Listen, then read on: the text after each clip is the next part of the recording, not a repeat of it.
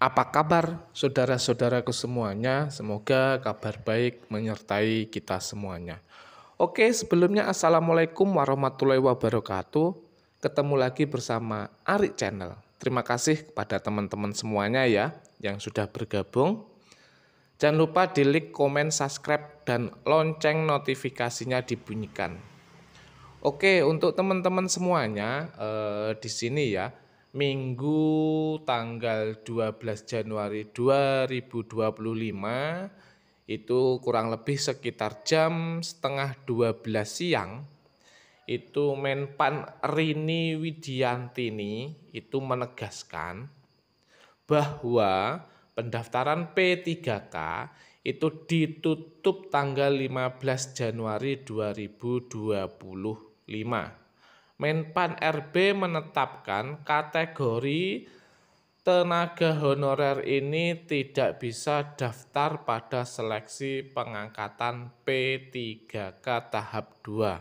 Nah, kategori-kategori apa saja yang tidak bisa mendaftar di tahap 2 atau di gelombang 2 ya.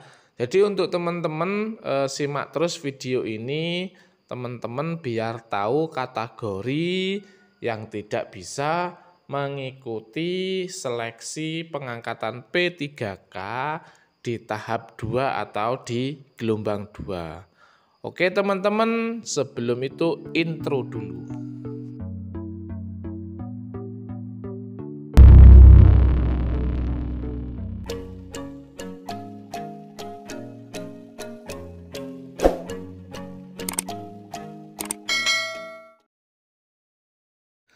Di sini sudah ditegaskan bahwa ya seleksi P3K itu ditutup tanggal 15 Januari 2025. Menpan RB menetapkan kategori tenaga honorer ini tidak bisa daftar pada seleksi pengangkatan P3K tahap 2. Diketahui pengangkatan tenaga honorer menjadi P3K akan segera direalisasikan oleh pemerintah lewat mekanisme tes seleksi. Seperti yang diketahui, pendaftaran seleksi P3K tahap 2 untuk tenaga honorer resmi diperpanjang hingga 15 Januari 2025 pukul 23.59 WIB. Jadi ditutup sampai tanggal 12 malam ya. Nah, ini kan semulanya yang tanggal 7 Januari itu kan diperpanjang lagi sampai tanggal ditutup sampai tanggal 15 Januari. Nah, jadi untuk teman-teman itu akhir pendaftaran itu sudah tadi malam ya.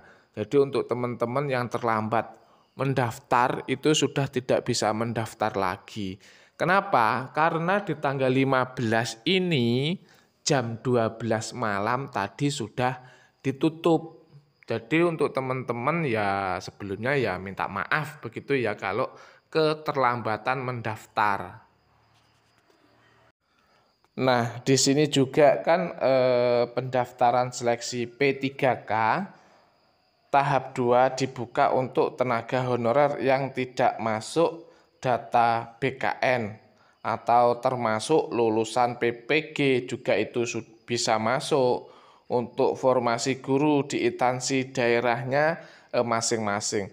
Jadi sebenarnya ini di gelombang 2 ini banyak sekali atau kebijakan itu banyak sekali di tahap 2 ini. Kenapa? Karena data yang tidak masuk di data BKN atau database itu bisa mendaftar kalau dia memasuki atau mempunyai syarat-syarat yang sudah ditentukan. Jadi seperti itu. Jadi untuk teman-teman itu semuanya seharusnya sangat gembira. Gembiranya kenapa? Di tahap 2 ini kalau teman-teman itu mempunyai kategori yang bisa mendaftar di tahap 2 ini, berarti teman-teman kan bisa mempunyai peluang menjadi P3K seperti itu. Selain itu, pendaftaran seleksi P3K tahap 2 juga dibuka untuk tenaga honorer yang masuk database BKN namun dinyatakan tidak memenuhi syarat TMS pada seleksi administrasi di tahap 2 ya. Jadi untuk teman-teman yang di tahap 1 itu ya, di tahap 1 administrasi P3K-nya tidak lulus, berarti kan teman-teman itu bisa mendaftar di tahap 2 ini atau di gelombang 2 ini. Nah, terus tenaga honorer yang masuk database BKN namun tidak memenuhi syarat TMS pada seleksi administrasi pengadaan CPNS juga diperbolehkan mendaftar seleksi P3K tahap 2. Itu pun kalau teman-teman itu mempunyai formasinya masing-masing. Jadi teman-teman itu bisa mendaftar di tahap 2. Nah, kalau tidak ada formasi berarti kan teman-teman itu tidak bisa mendaftar di tahap 2 ini, ya kan? Nah, jadi untuk teman-teman yang tidak lolos di gelombang 1 atau di tahap 1, teman-teman itu bisa mendaftar di tahap 2 atau di gelombang 2 ini.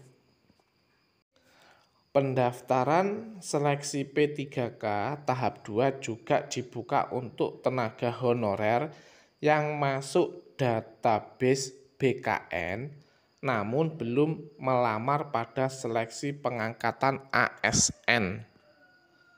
Gitu ya.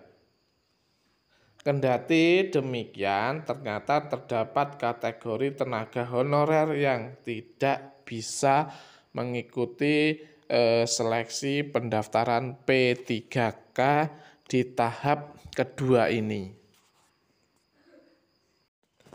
Lalu, kategori tenaga honorer pada apa saja yang tidak bisa mendaftar pada seleksi pengangkatan P3K. Jadi di sini nanti biar teman-teman itu tahu ya kategori apa saja yang tidak bisa mendaftar pada seleksi P3K.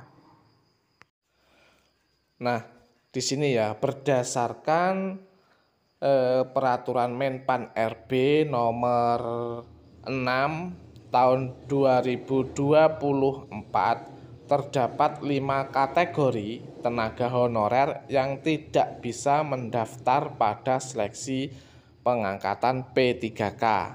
Nah, kategori pertama yang tidak bisa mendaftar pada seleksi pengangkatan P3K yaitu tenaga honorer yang pernah dipindah penjara atau yang pernah dipenjara ya 2 tahun ya, dipenjara 2 tahun atau lebih karena terbukti melakukan tindak pidana dengan kekuatan hukum tetap. Jadi itu yang pertama, yang sudah kena terpidana itu tidak bisa mengikuti seleksi P3K ya. Jadi teman-teman insya Allah aman semua lah, tidak ada yang terkena pidana seperti itu.